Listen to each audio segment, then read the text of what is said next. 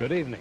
The television and radio stations of the United States and their affiliated stations are proud to provide facilities for a discussion of issues in the current political campaign by the two major candidates for the presidency. The candidates need no introduction. The Republican candidate, Vice President Richard M. Nixon, and the Democratic candidate, Senator John F. Kennedy. For the first time in American history, voters in the 1960 presidential election watched candidates debate live on television.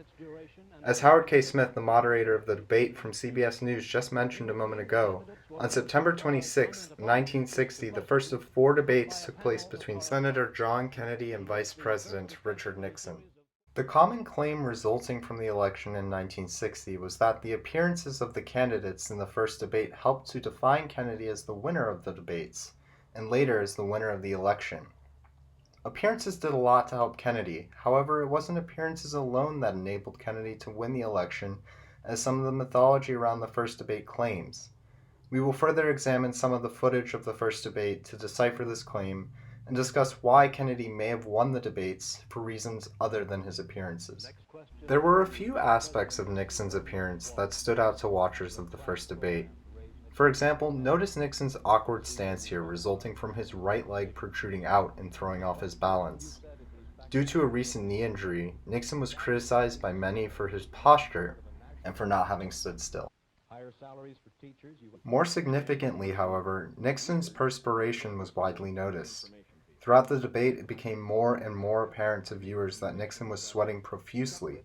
Watch as he has difficulties here. The South American nations would like much better than to participate in the lending agencies which treated all the countries of the world the same. Nixon's troubles were largely attributable to the way in which his stage makeup was put on. Don Hewitt, the producer of the first debate, recalls that Nixon's advisors did a dumb thing by smearing him with a slapdash layer of something called shave stick that looked terrible.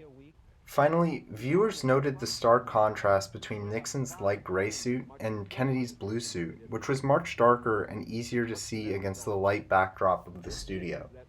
So, yes, people had a lot to say about appearances, but what's been lost in the retelling of this debate is the importance of policy.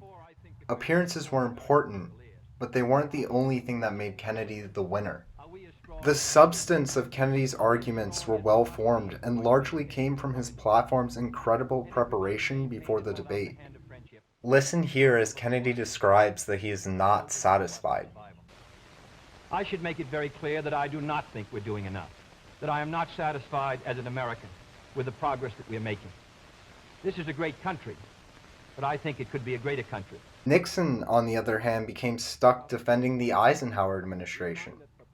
You pay went up 5 times as much in the Truman administration as they did in the Eisenhower administration. What's the net result of this? This means that the average family income went up 15% in the Eisenhower years as against 2% in the Truman years. To make matters worse, he consistently agreed with Kennedy on ideas that he mentioned throughout the debate on several key policy points. This would become denoted as Nixon's quote-unquote Me Too strategy. Listen here to the start of Nixon's opening statement. The things that Senator Kennedy has said, many of us can agree with. By the end of the debate, Republicans such as Henry Cabot Lodge claimed that son of a bitch just lost us the election, speaking not only of Nixon's terrible appearance, but also of Kennedy's unparalleled policy positions. This is Howard K. Smith. Good night from Chicago.